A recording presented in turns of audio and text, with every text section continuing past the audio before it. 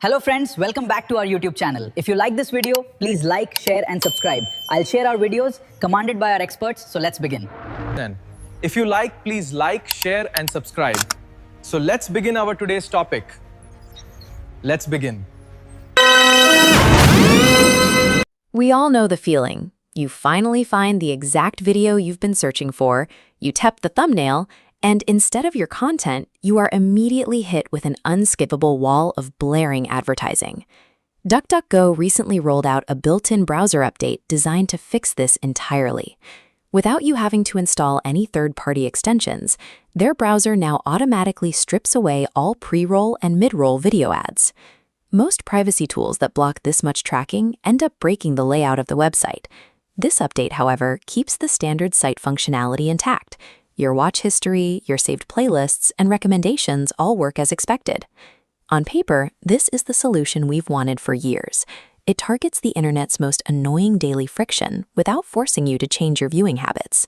But there is a functional catch to this ad blocking. People using the tool are noticing a different kind of interruption. Right before a video begins, the player will often hang on a temporary black screen or buffer for several noticeable seconds. Modern video platforms have spent years training us to expect instant, seamless loading. Even when that immediate load includes a commercial, it feels fast, making any dark pause feel like a technical failure. It creates a strange paradox. Why would a piece of software engineered to streamline your experience actually make your internet feel slower? That temporary black screen signals the start of a hidden conflict happening just behind the glass, the moment your browser intercepts the standard data flow. To understand the delay, we have to map out exactly where DuckDuckGo has the authority to intervene on your device. When you open the native YouTube app, you use a direct data pipeline straight to Google servers. DuckDuckGo cannot touch the data flowing through this closed ecosystem. However, opening the website inside the DuckDuckGo browser reroutes that traffic through a manageable checkpoint. Forcing traffic through the browser is the mandatory first step to intercepting the ad machine. The microsecond you click play, YouTube sends a massive dual request for both the video file and a heavy payload of unwanted advertisements. This is when the screen goes black. The browser activates a community filter list called uAssets, which acts as a digital customs checkpoint. The browser cross-references thousands of incoming data packets against uAssets and custom rules, surgically separating ad files from the core video. This intense real-time sorting requires significant processing time. The data builds up at the checkpoint, experienced as a buffering delay. This pause represents the browser actively dismantling an ad payload in real time before it can reach your eyes. You might wonder why this specific process is so much heavier than older methods of simply shutting off external server connections. Compare this new blocker with DuckPlayer, DuckDuckGo's older, isolated viewing mode. It achieves its speed by stripping away all comments, sidebars, and trackers, leaving only a minimalist frame.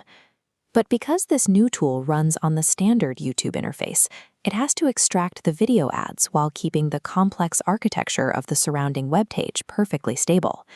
Preserving that native layout requires delicate, complex filtering behind the scenes, which inevitably generates much more friction for the browser.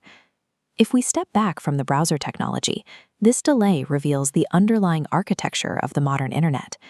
The web has been engineered for one primary purpose: the instant, frictionless delivery of targeted advertising and surveillance. When you choose to step outside that system and block its core mechanisms, technical friction is the result. This delay is the literal physical cost of your privacy. This feature is already running and enabled by default on the latest versions of the DuckDuckGo browser for iPhone, Mac, and Windows. Android users currently need to manually activate the tool by navigating to Settings, then Ad Blocking. It is a straightforward trade. You exchange a few seconds of a black screen for a viewing experience that is quiet and free of tracking.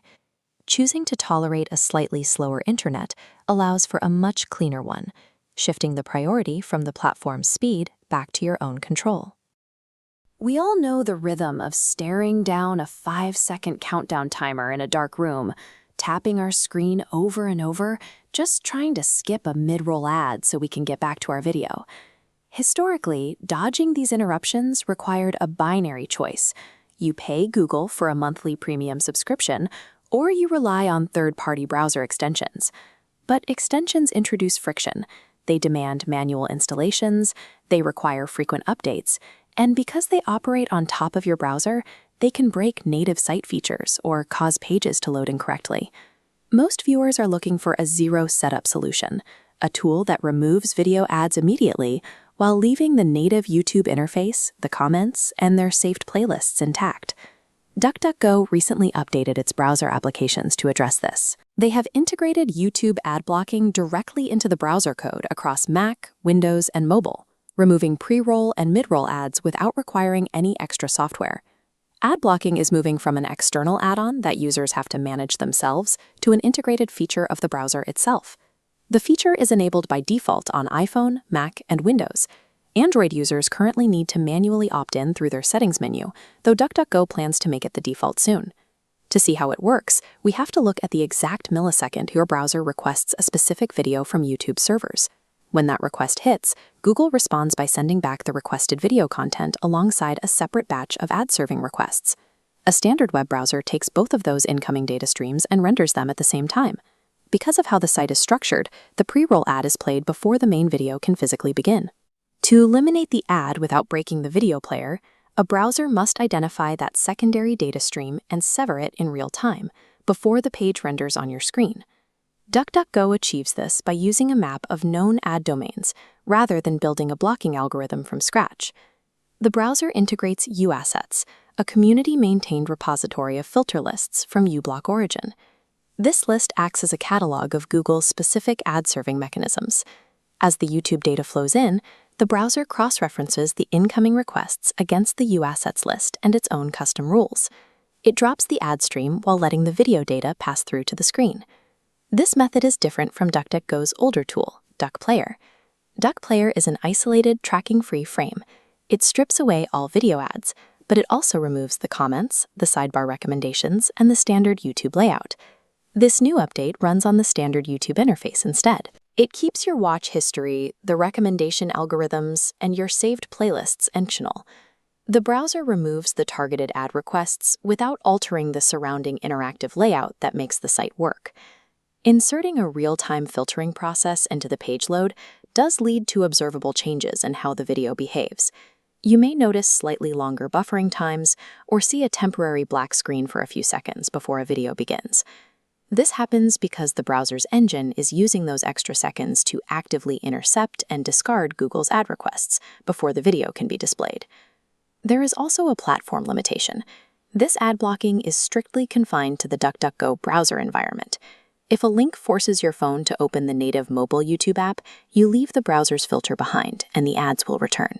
While integrated browser tools offer a path to an ad-free experience, the technological competition between ad blockers and server requests still creates a measurable lag.